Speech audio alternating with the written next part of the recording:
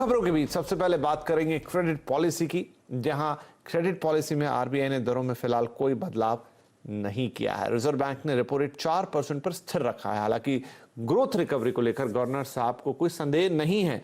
कुछ कॉर्पोरेट्स और एमएसएमई की लोन रिस्ट्रक्चरिंग का फैसला भी किया गया है। इसके अलावा स्पेशल रेजोल्यूशन फ्रेमवर्क के लिए केवी कामत की अध्यक्षता में कमेटी का गठन भी किया जाएगा। रिजर्व बैंक ने ब्याज दरों में कोई बदलाव, जैसा हमने आपको कहा, नहीं किया। आरबीआई ने रेपो रेट 4% पर बरकरार रखा है। ब्याज दरें स्थिर रखने का फैसला एमपीसी के अंदर सर्वसम्मति से किया गया।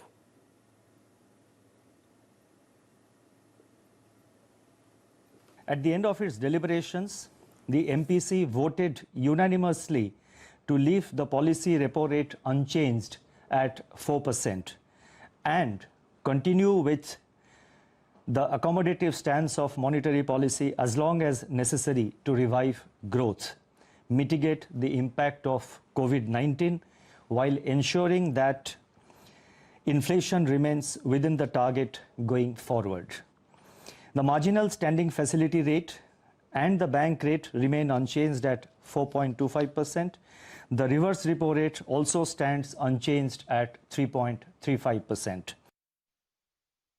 Accordingly, it has been decided that stressed MSME borrowers will be made eligible for restructuring their debt under the existing framework, provided their accounts with the concerned lender were classified as standard as on March 1st, 2020.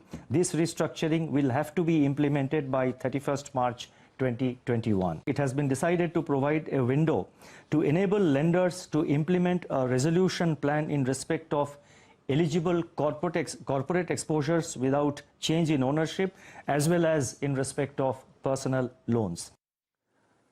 ठीक है, तो कोई change हुआ नहीं फिलहाल ब्याज दरों में। अब इसका मतलब क्या है, ये हम समझेंगे हमारे बैंकिंग एडिटर प्रदीप पंड्या और हमारे मौद्रिक नीति मर्मज्ञ, मैं उन्हें कहूं, प्रदीप पंड्या साहब से। तो प्रदीप, आरबीआई गवर्नर साहब ने पॉलिसी में किसी तरह का रेट बदलाव तो किया नहीं, लेकिन बाजार खुश नजर आया। तो ऐसी कौन सी बात थी पॉलिसी के अंदर जो बाजार को पसंद आ गई?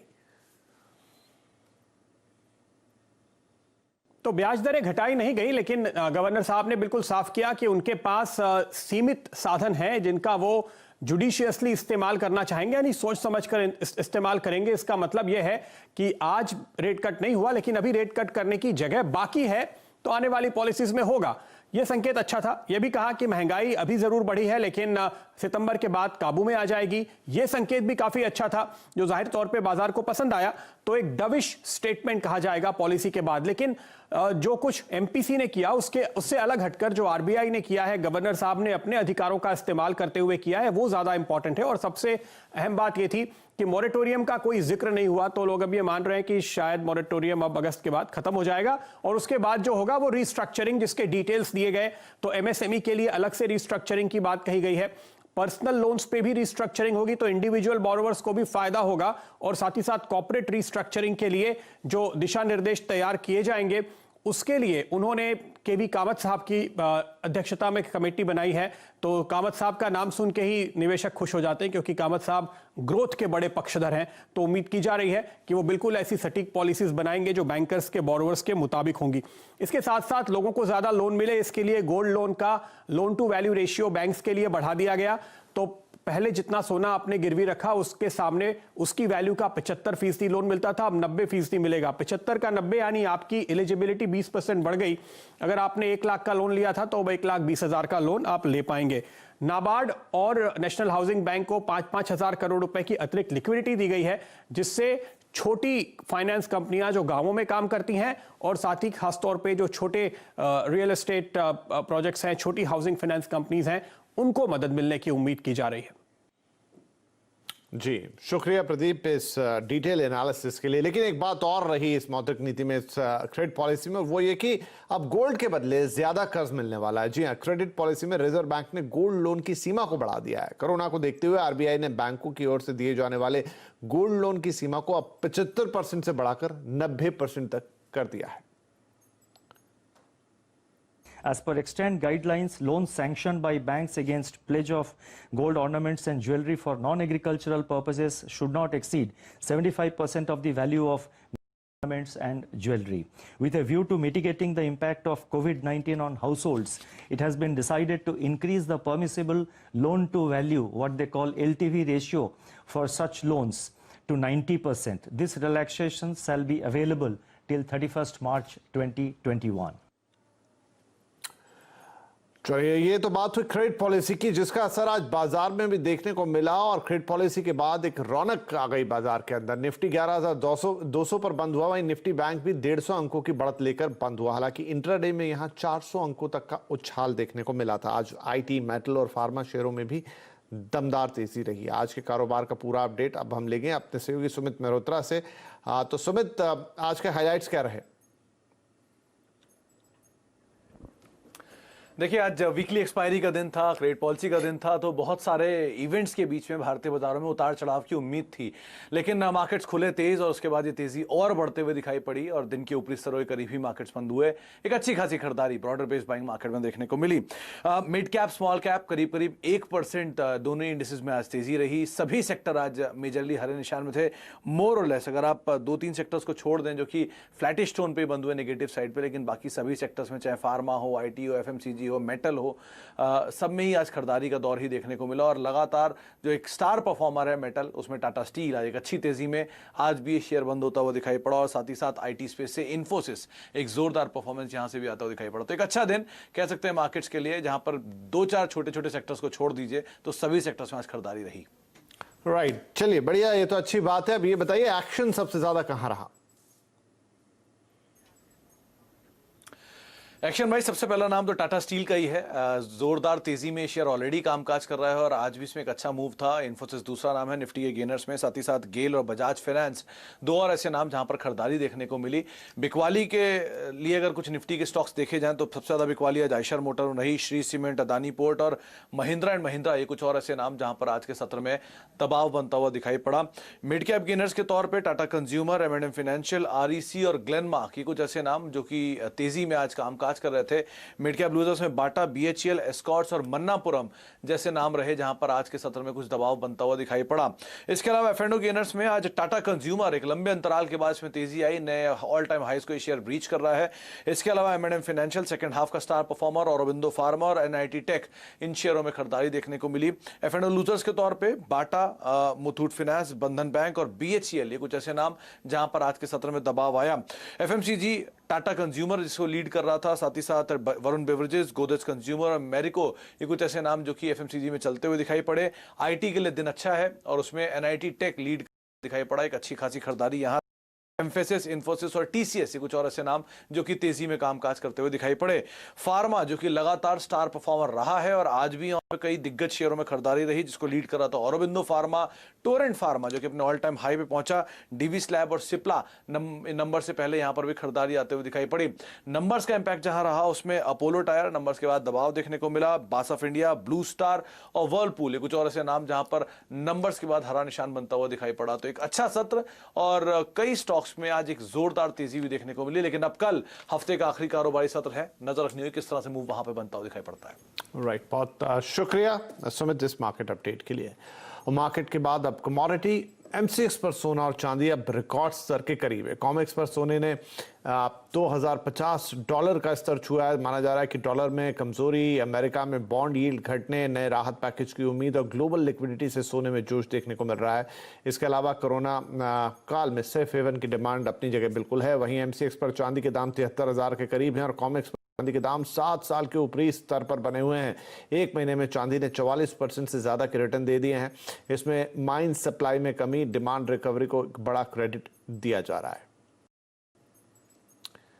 तो सोने में तेजी अभी बरकरार रहेगी और इसके पीछे कई कारण हैं। इंडिया गोल्ड पॉलिसी कमेटी के चेयरमैन अरविंद सहाय के मुताबिक कई देशों के रिजर्व बैंक भी लगातार सोना खरीद रहे हैं और कोविड के चलते प्रोडक्शन में भी काफी कमी आई है, जिसके चलते भाव नवंबर तक बढ़ते रहेंगे या उन पर दबाव रहेगा? कोविड की वजह से इस क्वार्टर में जो है दुनिया का आउटपुट, आर्थिक आउटपुट जो है, अभी यूएसए का नंबर्स आए हैं, 32% गिरा है। हमारा भी ऐसा ही होगा कुछ। तो जब इतना अनसर्टेनिटी हो जाता है तो क्या होता है कि सोना का खपत, डिमांड जो है और बढ़ जाता है। अब ये बढ़ोतरी कहाँ से आ रही है, क्योंकि रिटेल ज्वेलरी तो लोग नहीं खरीद रहे हैं, तो जो निवेशक हैं जब समय इतना अनसर्टन हो जाता है तो वो सेफ़ हेवन खोजते हैं। अब सेफ़ हेवन उनको कहाँ मिलेगा? तो सदियों से 5000 साल से वो सोना में रहा है। स्टार्टअप्स को आसानी से फंड मुहैया कराने के लिए सरकार ने एक खास स्कीम लॉन्च की है। हमें एक्सक्लूसिव जानकारी मिली है कि नई स्कीम छोटे मझोले कारोबारियों को दी जाने वाली क्रेडिट गारंटी स्कीम जैसी हो सकती है। पूरी खबर बताएंगे हमें हमारे economic policy editor Laxman Roy. तो लक्ष्मण, ये जाहिर सी बात है कि ये वक्त जो है, जो कोरोना काल है, इसमें सबसे ज्यादा अगर कोई हिट हुआ है तो वो स्टार्टअप्स हैं, क्योंकि उनके पास ऐसा कोई बैकअप नहीं रहता और उन्हें पूंजी की जरूरत रहती है। अभी नई स्कीम में उन्हें कैसे राहत मिलने वाली है?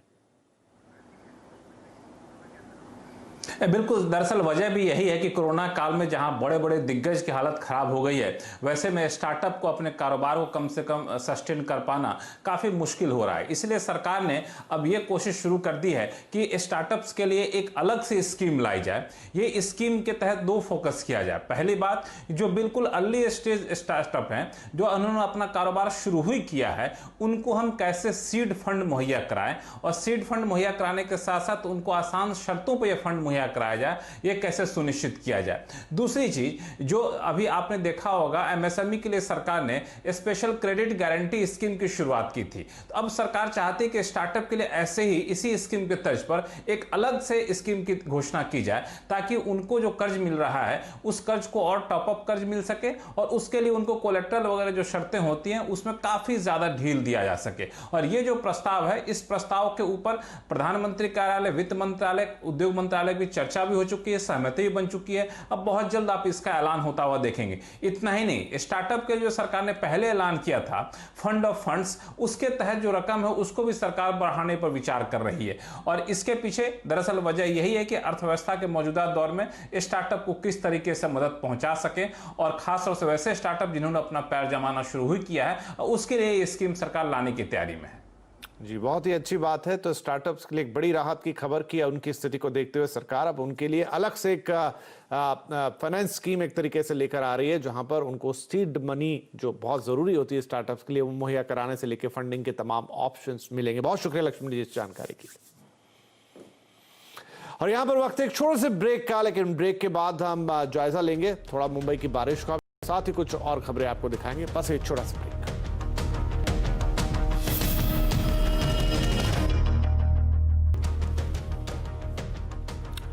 कोरोना के नए मामले लगातार बढ़ रहे हैं। फिर से 24 घंटों में कोरोना के 56,000 से ज्यादा नए केसेस मिले हैं। इसके साथ ही देश में अब तक कुल संक्रमण 20 लाख के पार हो गया है। हालांकि इसमें से 13 लाख से ज्यादा मरीज ठीक भी हो चुके हैं। अब तक 40,000 से ज्यादा मरीजों की जान भी जा चुकी है। डिटेल के लिए बात करेंगे हमारी संवाददाता दीपाली नंदा से। तो दीपाली, ये आंकड़े हैं जो हर रोज ही बढ़ रहे हैं, लेकिन ठीक होने वालों का नंबर भी काफी अच्छा है। डेथ 40,000 क्रॉस कर गई है, लेकिन ताजा अपडेट क्या कहता है? हम किस तरफ बढ़ रहे हैं कोरोना को लेकर? देखिए, इस वक्त जो सबसे बड़ी चिंता देखी जाए विपिन जी, तो वो ये कि देश में कोरोना से मरने वाले मृतकों की संख्या 40,000 के पार जा चुकी है। यानी अब तक 40,000 लोगों की जान सिर्फ कोरोना से गई है। अगर पिछले 24 घंटे की बात करें तो एक दिन में 900 से ज्यादा लोगों की मौत इस वायरस से हुई है। ये इस वक्त सबसे चिंता की बात है कि मृतकों की संख्या में पिछले 3 से 4 हफ्तों में तेजी देखने को मिल रही है। वहीं अगर मैं कुल संख्या की बात करूं तो आज लगातार 8वां दिन है जब हम देख रहे हैं रोजाना 50,000 से ज्यादा पॉजिटिव मरीज देश भर में मिल रहे हैं। मरीजों की संख्या 20 लाख के करीब पहुंच गई है। तो कुल संख्या का नंबर भी काफी तेजी से यहां पर बढ़ता हुआ नजर आ रहा है। 2 दिन के बाद हम 1 लाख की बढ़ोतरी कुल संख्या में दर्ज करा रहे हैं। आपने सही कहा कि राहत की बात यह जरूर है कि करीब 13 लाख लोग ऐसे भी हैं जिन्होंने कोरोना को मात दी है। इस लिहाज से जो रिकवरी रेट है वो 67% के पास जा चुका है। अगर हम एक्टिव केसेस की बात करें तो 5.5 लाख लोगों का इलाज अभी भी देश के अलग अलग हॉस्पिटल्स में चल रहा है। केंद्र सरकार फोकस कर रही है कि टेस्टिंग की दर को बढ़ाया जाए, और अब तक ICMR की तरफ से ये जानकारी दी है कि 2 करोड़ से ज्यादा कोरोना जांच देश भर में हो चुकी है और लगातार इसमें बढ़ोतरी भी की जा रही है। अगर हम अलग अलग राज्यों की बात करें तो हम देख रहे हैं कि महाराष्ट्र में अभी तक स्थिति काबू में नहीं आई है। चाहे हम लॉकडाउन की बात करें, चाहे हम अलग अलग कंटेनमेंट स्ट्रैटेजीज की बात करें, किसी भी तरह का कोई असर महाराष्ट्र में संख्या को रोकने में कारगर साबित होता हुआ नहीं दिखाई दे रहा है। दूसरे नंबर पर है तमिलनाडु। यहां पर भी संख्या काफी तेजी से बढ़ रही है। पिछले अगर एक महीने की बात करें तो यहां पर जो संक्रमण की संख्या है वो लगभग दुगनी रफ्तार से बढ़ती हुई दिखाई दे रही है। वहीं दूसरे राज्य जिसमें उत्तर प्रदेश, पश्चिम बंगाल, राजधानी दिल्ली की अगर मैं बात करूं तो यहां पर फिलहाल थोड़ी स्थिति नियंत्रण में आती हुई जरूर दिखाई दे रही है, क्योंकि एक्टिव केसेस हैं उनकी संख्या में लगातार गिरावट दिखाई दे रही है। लेकिन इस वक्त सरकार का स्ट्रैटेजी इसी पर ही काम कर रही है कि किस तरह से मृतकों की जो संख्या है जो लगातार बढ़ती हुई नजर आ रही है, चिंता की बात है, इसको किस तरह से रोका जाए, इस संख्या पर काबू कैसे पाया जाए। जी बिल्कुल, तो ये कंसर्न है और आगे चलते हुए हम देखेंगे कि इसके किस तरीके के निदान सरकार निकालने की कोशिश करती है। बहुत शुक्रिया दीपाली फिलहाल इस अपडेट के लिए। और सुशांत सिंह राजपूत सुसाइड केस में नए नए खुलासे हो रहे हैं। केस की जांच सीबीआई कर रही है। वहीं बीजेपी के नेता नारायण राणे ने दावा किया है कि सुशांत और दिशा सालियान की हत्या की गई है। आज आवाज अड्डा में हम इसी पर खास चर्चा करेंगे शाम 5:57 पर। तो जरूर देखिएगा हमारे साथ आवाज अड्डा। सुशांत केस जांच सही दिशा में है क्या? प्रश्नवाचक चिन्ह के साथ।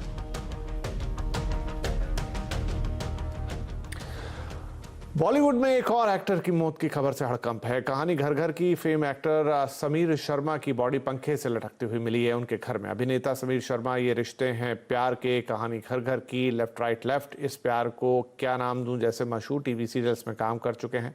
पुलिस ने उनके फ्लैट से बरामद सबूतों को फॉरेंसिक जांच के लिए भेज दिया है।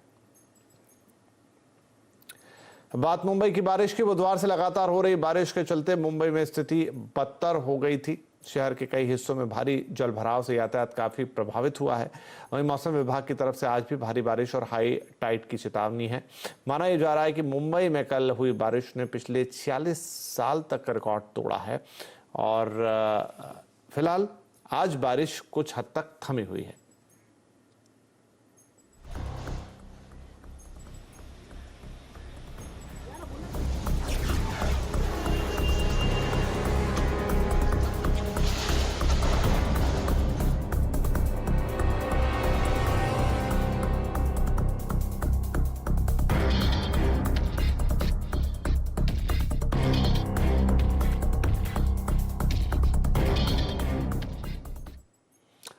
तो इस बुलेटिन में फिलहाल इतना ही, लेकिन खबरों पर लगातार अपडेट आपको मिलेगा हमारे social media platform Twitter, Facebook और यूट्यूब से भी। नमस्कार। और आगे आपके लिए कमोडिटी कॉल जिसमें खास तौर पे फोकस होगा सोना और चांदी।